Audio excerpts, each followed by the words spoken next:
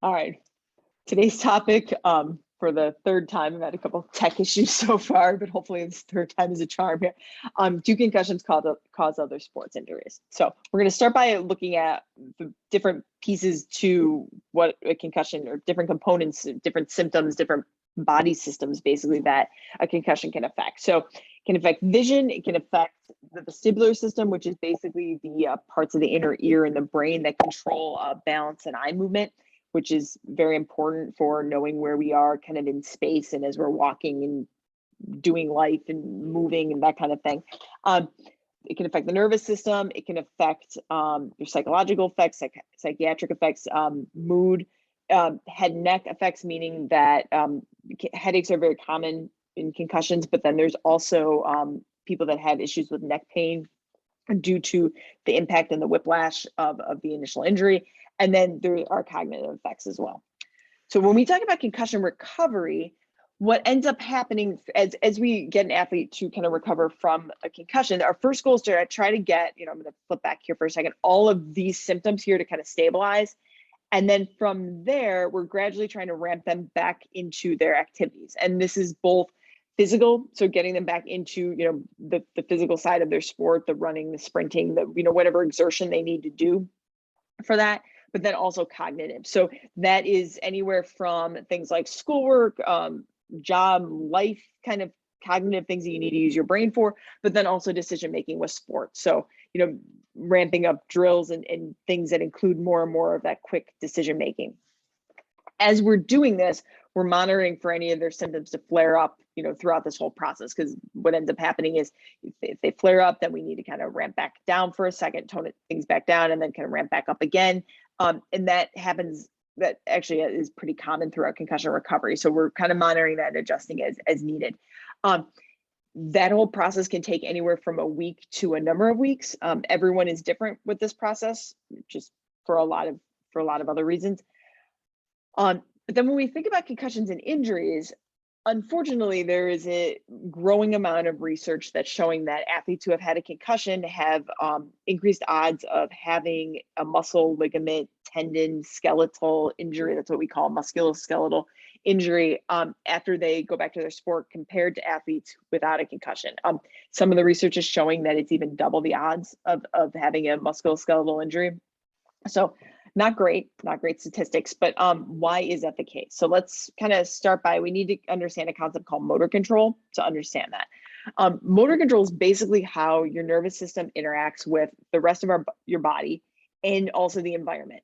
And it does that to produce movement. So anywhere from I'm running down the soccer field and somebody is, a defender is kind of running at me and I'm taking in, the sound of the person kind of running at me, or hearing a teammate scream man on, or maybe I'm seeing them out of the corner of my eye. So, either using my vision or my auditory system or just all my senses to understand that, and then being able to react, either making a move or passing a ball, or, all of those things. So taking those senses from my brain and then being able to react quickly with my body. That's motor control. With motor control, again, I mentioned things just now when I said that as like reaction time, our senses, all of those things. Unfortunately, there is also a growing amount of evidence and research that shows that athletes who have decreased reaction time, this is just any athletes in general that have decreased reaction time, increased processing speed, so it takes longer time to kind of process certain things, and issues with or deficits in what we call visual and verbal memory, have increased risk for injuries, leg injuries, non-contact ACL injuries.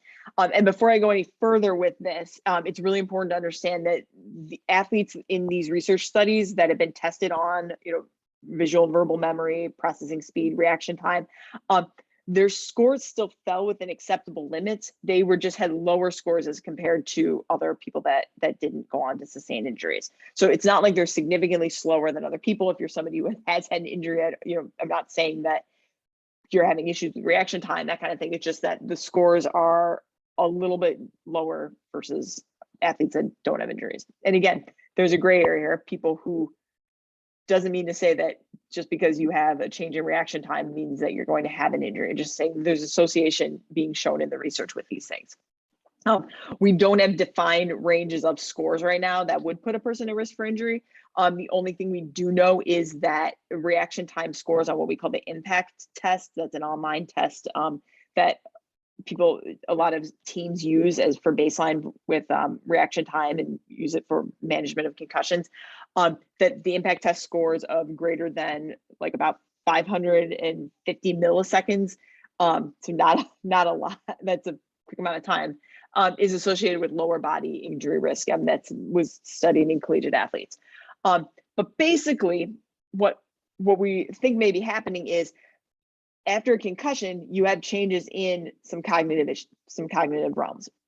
So we may have decreased reaction time. You may have a number of other things, but those could cause changes in our motor control, and that could lead to an increased risk of injury. We're not definitive here, but this is what the research is starting to kind of show us. And the current treatment, for concussion kind of evaluates different things kind of in isolation from one another.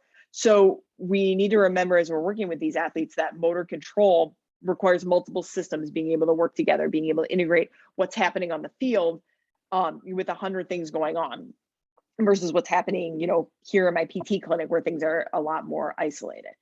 So we need to start to understand that and integrate those things. The last thing that could affect concussion, like could increase injury risk after concussion, is the effect of detraining. So with a concussion recovery, to get those symptoms to calm down, we have to avoid things like intense sprints, sprinting and changing direction where you're going to whip your head around quickly to kind of, change direction and go the other way, or intense kind of game-like situations, right? Because we don't want them to get hit. We don't want them to have contact with other people. So all of those things lead to kind of a detraining effect. You're going to lose that physical conditioning that you need for your sport.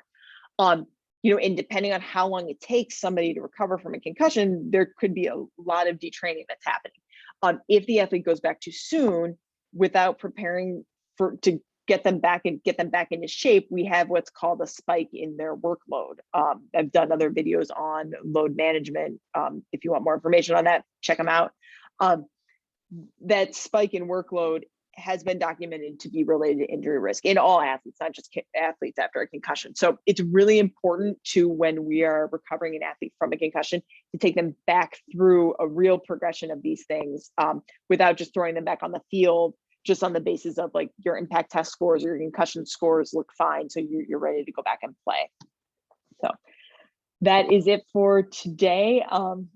Tune in. We'll see you all next week.